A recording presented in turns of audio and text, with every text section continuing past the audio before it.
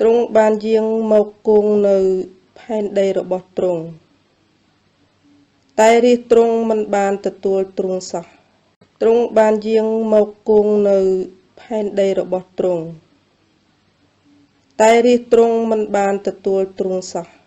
ទ្រង់បានយាងមកគង់នៅផែនដីរបស់ទ្រង់តែរាជទ្រង់មិនបានទទួលទ្រង់សោះទ្រង់បានយាងមកគង់នៅផែនដីរបស់ទ្រង់តែរាជទ្រង់មិនបានទទួលទ្រង់សោះទ្រង់បានយាងមកគង់នៅផែនដីរបស់ទ្រង់តែរាជទ្រង់មិនបានទទួលទ្រង់សោះទ្រង់បានយាងមកគង់នៅផែនដីរបស់ទ្រង់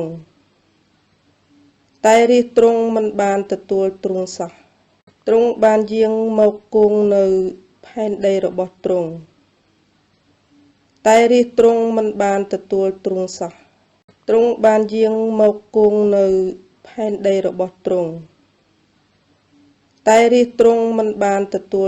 សោះទ្រង់បានយាងមកគង់នៅផែនដីរបស់ទ្រង់តែរាជទ្រង់មិនបានទទួលទ្រង់សោះទ្រង់បានយាងមកគង់នៅផែនដីរបស់ទ្រង់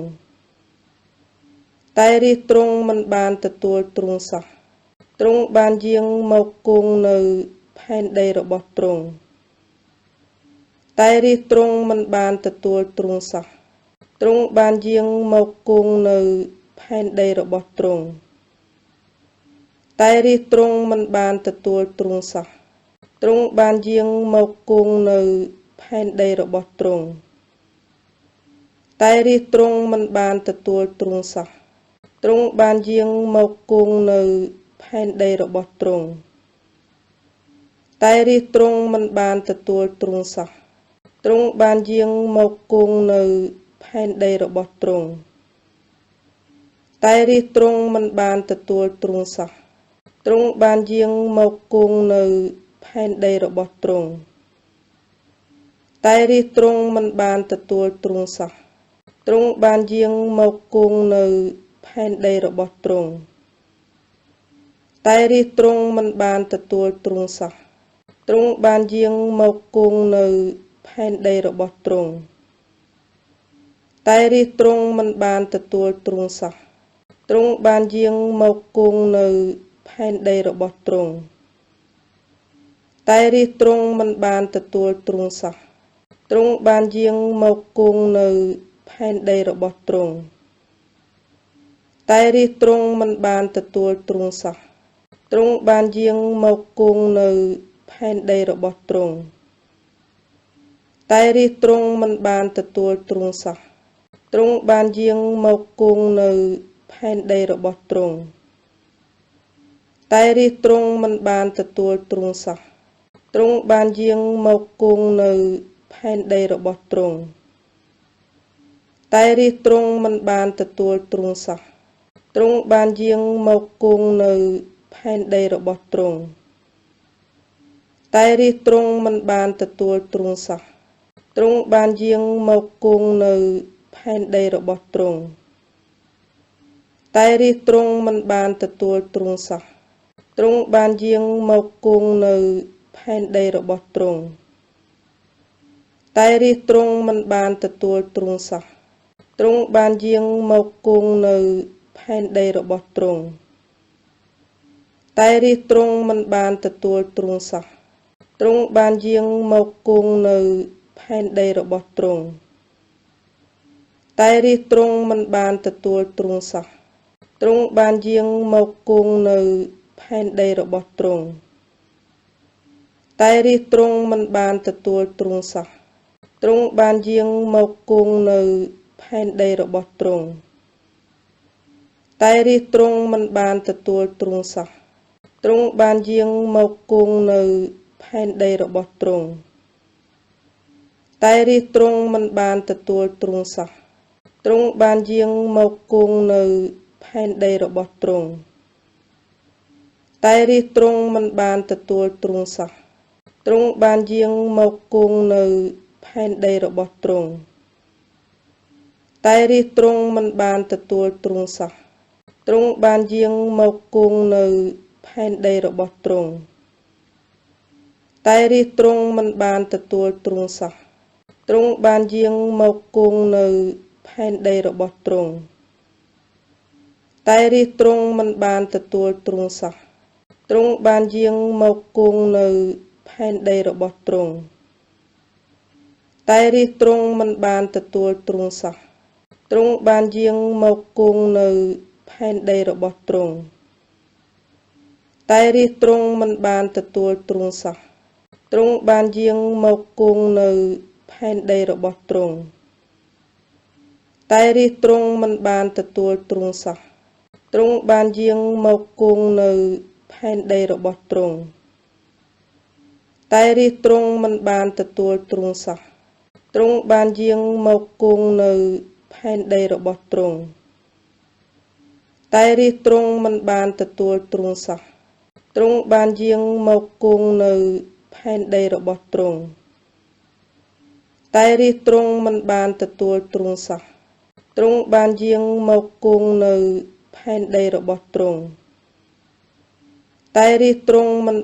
ទួលទ្រង់សោះទ្រង់បានយាងមកគង់នៅផែនដីរបស់ទ្រង់តែរាជទ្រង់មិនបានទទួលទ្រង់សោះទ្រង់បានយាងមកគង់នៅផែនដីរបស់ទ្រង់តែរាជទ្រង់មិនបានទទួលទ្រង់សោះទ្រង់បានយាងមកគង់នៅផែនដីរបស់ទ្រង់តែរាជទ្រង់មិនបានទទួលទ្រង់សោះទ្រង់បានយាងមកគង់នៅផែនដីរបស់ទ្រង់តែរាជទ្រង់មិនបានទទួលទ្រង់សោះទ្រង់បានយាងមកគង់នៅផែនដីរបស់ទ្រង់តែរាជទ្រង់មិនបានទទួលទ្រង់សោះទ្រង់បានយាងមកគង់នៅផែនដីរបស់ទ្រង់តែរាជទ្រង់មិនបានទទួលទ្រង់សោះទ្រង់បានយាងមកគង់នៅផែនដីរបស់ទ្រង់តែរាជទ្រង់មិនបានទទួលទ្រង់សោះទ្រង់បានយាងមកគង់នៅផែនដីរបស់ទ្រង់តែរាជទ្រង់មិនបានទទួលទ្រង់សោះទ្រង់បានយាងមកគង់នៅផែនដីរបស់ទ្រង់តែរាជទ្រង់មិនបានទទួលទ្រង់សោះការដែនដំបូងមានព្រះបន្ទូលព្រះបន្ទូលក៏គង់នៅជាមួយនឹងព្រះហើយព្រះបន្ទូលនោះឯងជាព្រះទ្រង់គង់នៅជាមួយនឹងព្រះតាំងអំពីដើមមកគ្រប់របស់ទាំងអស់បានកើតមកដោយសារទ្រង់ហើយក្នុងបណ្ដារបស់ដែលបានបង្កើតមកទាំងប៉ុន្មាននោះគ្មានអ្វីណាមួយកើតមកក្រៅពីទ្រង់ឡើយនៅក្នុងទ្រង់មានជីវិតហើយជីវិតនោះជាពន្លឺនៃមនុស្សលោកពន្លឺនោះក៏ភ្លឺមកក្នុងសេចក្តីងងឹតតែសេចក្តីងងឹតយល់មិនដល់ពន្លឺទេមានម្នាក់ឈ្មោះយូហានដែលព្រះទ្រង់ចាត់ឲ្យមកអ្នកនោះបានមកសម្រាប់ជាទីបន្ទាល់ដើម្បីនឹងធ្វើបន្ទាល់ពីពន្លឺប្រយោជន៍ឲ្យមនុស្សទាំងអស់បានជឿដោយសារគាត់មិនមែនជាពន្លឺនោះទេគឺមកគ្រាន់តែនឹងធ្វើបន្ទាល់ពីពន្លឺតែប៉ុណ្ណោះឯពន្លឺដ៏ពិតនោះគឺជាពន្លឺដែលបំភ្លឺដល់មនុស្សទាំងអស់ដែលកើតមកក្នុងលោកីយ៍ទ្រង់បានគង់ក្នុងលោកីយ៍ហើយលោកីយ៍ក៏កើតមកដោយសារទ្រង់តែមិនស្គាល់ទ្រង់ទេទ្រង់បានយាងមកគង់នៅផែនដីរបស់ទ្រង់តែរាជទ្រង់មិនបានទទួលទ្រង់សោះការដែនដំបូងមានព្រះបន្ទូលព្រះបន្ទូលក៏គង់នៅជាមួយនឹងព្រះហើយព្រះបន្ទូលនោះឯងជាព្រះទ្រង់គង់នៅជាមួយនឹងព្រះតាំងអំពីដើមមកគ្រប់របស់ទាំងអស់បានកើតមកដោយសារទ្រង់ហើយក្នុងបណ្ដារបស់ដែលបានបង្កើតមកទាំងប៉ុន្មាននោះគ្មានអ្វីណាមួយកើតមកក្រៅពីទ្រង់ឡើយនៅក្នុងទ្រង់មានជីវិតហើយជីវិតនោះជាពន្លឺនៃមនុស្សលោកពន្លឺនោះក៏ភ្លឺមកក្នុងសេចក្តីងងឹតតែសេចក្តីងងឹតយល់មិនដល់ពន្លឺទេ មានម្នាក់ឈ្មោះយូហានដែលព្រះទ្រង់ចាត់ឲ្យមកអ្នកនោះបានមកសម្រាប់ជាទីបន្ទាល់